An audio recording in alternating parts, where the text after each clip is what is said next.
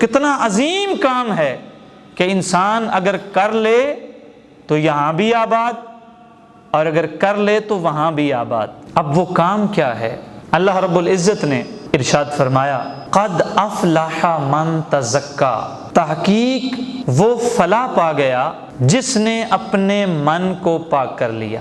آپ جس بھی ترجمے کو اٹھا کر دیکھیں اسی کے ساتھ ملتے جلتے الفاظ آپ کے سامنے آئیں گے۔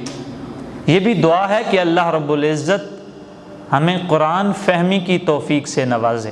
اب اللہ رب العزت نے ارشاد فرمایا قد افلح، تحقیق وہ فلاح پا گیا۔ اب فلاح تو عربی زبان کا لفظ ہے، ہمیں کیسے علم ہوگا کہ فلاح کہتے کسے ہیں؟ کامیابی کس بلا کا نام ہے؟ کون سا ایسا کام ہے جسے کامیابی پر انحصار کرنا ہوتا ہے؟ تو اللہ رب العزت کے قرآن کے اندر جب انسان غوطہ زنی کرتا ہے تو اس وقت انسان پر یہ عقدہ کھل جاتا ہے کہ کامیابی کیا ہے۔ اس کے لیے ہمیں تھوڑی سی تفسیر میں جانا ہوگا۔ عربی زبان کائنات کی سب سے فصیح ترین، سب سے بلیغ، سب سے عمدہ، سب سے شاندار اور سب سے بے مثال زبان ہے۔ یہ صرف اس لیے نہیں کہ ہم مسلمان ہیں، آج بھی دنیا کی 5 بڑی لینگویجز، 5 بڑی زبانیں جنہیں آج بھی انٹرنیشنل ہونے کا اعزاز حاصل ہے،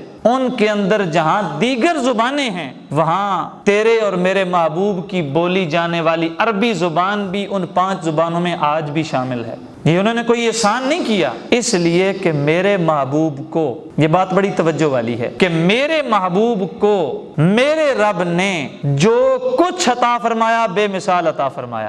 میرے نبی کے غلام عطا فرمائے، ان کی مثال آج تک کسی امت کے اندر نہیں ہے۔ میرے نبی کو جو خاندان عطا فرمایا اس کی مثال آج تک نہ اس سے پہلے نہ اس کے بعد کبھی دنیا پیش کر سکے گی۔ میرے نبی کو جو زبان عطا فرمائی اس زبان کی مثال بھی آج تک نہ مل سکی ہے نہ کبھی مل سکے گی۔ اس زبان کے اندر ایک لفظ کو، ایک بات کو ادا کرنے کے لیے کئی الفاظ ہوتے ہیں۔ اب جب کامیابی کا لفظ بولا جاتا ہے عربی زبان کے اندر تو اس کے لیے کئی الفاظ ہیں۔ بعض فوزن کو کامیابی کہتے ہیں، بعض نجاتن کو کامیابی کہتے ہیں، بعض فلاح کو کامیابی کہتے ہیں، بعض ظفر یا ظفر اس کو کامیابی کہتے ہیں، بعض کئی اور الفاظ جو اس سے الگ ہیں ان سے مراد کامیابی لیتے ہیں۔ اب سوچنے والی بات یہ ہے کہ اگر صرف کامیابی مراد لینا تھی تو اللہ رب العزت یہاں پر فوز کا لفظ استعمال فرما لیتا، نجات کا لفظ استعمال فرما لیتا، ظفر کا لفظ استعمال فرما لیتا۔ اللہ نے فلاح کا لفظ کیوں استعمال فرمایا؟ اس میں راز کیا ہے؟ تو جب انسان قرآن میں غوطہ زنی کرتا ہے تو راز جو سامنے آتا ہے وہ راز یہ ہے کہ فوز ان سے مراد صرف دنیا کی کامیابی ہے۔ جب کوئی انسان دنیا میں کامیاب ہو، ایک کلاس سے دوسری کلاس میں چلا جائے، تھوڑا سا مال و دولت حاصل کر لے تو اس کے لیے کہا جاتا ہے فقد فاز۔ قرآن میں بھی اس کا ذکر ہے فقد فاز فوزا عظیما، تو اس کا مطلب صرف دنیاوی کامیابی۔ اور جب نجات کا لفظ استعمال ہوتا ہے تو اس کا مطلب اخروی کامیابی۔ ہماری دعاؤں میں شامل ہوتا ہے کہ اللہ کریم اس کی نجات آسن انداز میں فرمائے، اور یہ کرنی بھی چاہیے دعا۔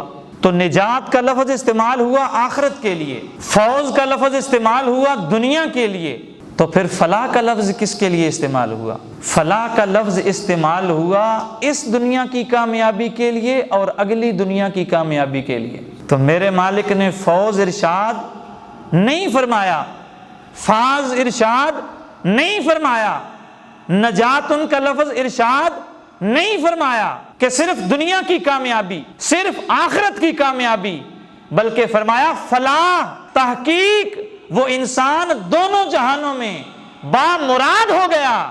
میرا مالک کون؟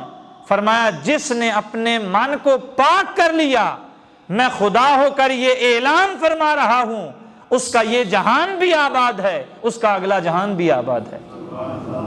تو اللہ رب العزت نے فلاح کا لفظ اس لیے استعمال فرمایا تاکہ انسان کو یہاں کی کامیابی بھی مل جائے، وہاں کی کامیابی بھی مل جائے۔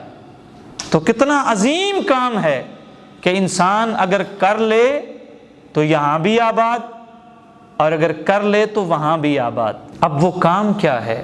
پورے قرآن کے اندر جہاں بھی کامیابی کے لیے کوئی اصول بیان کیا گیا، کوئی ضابطۂ حیات بیان کیا گیا، اس اگر سارے ضابطے کا نچوڑ اگر پیش کیا جائے تو انہی آیات کے اندر موجود ہے۔ حالانکہ دیگر اور آیات موجود ہیں جن کے اندر اللہ رب العزت نے دونوں کامیابیاں بیان فرمائی ہیں، لیکن یہ قرآن کا اعجاز ہے کہ وہ چاہے تو ایک قطرے کے اندر پورے سمندر کو بند کر دے، اور چاہے تو سارے سمندر کو، تمام کے تمام سمندر کو اس کی دوسری شکل اختیار کر کے دنیا میں بھیج دے۔ یہ اس کی شان ہے، یہ بھیجنے والے کا مقام ہے، اور اس سینے کا کمال ہے کہ اتنی بڑی جامع کتاب آج اس دنیا میں موجود ہے۔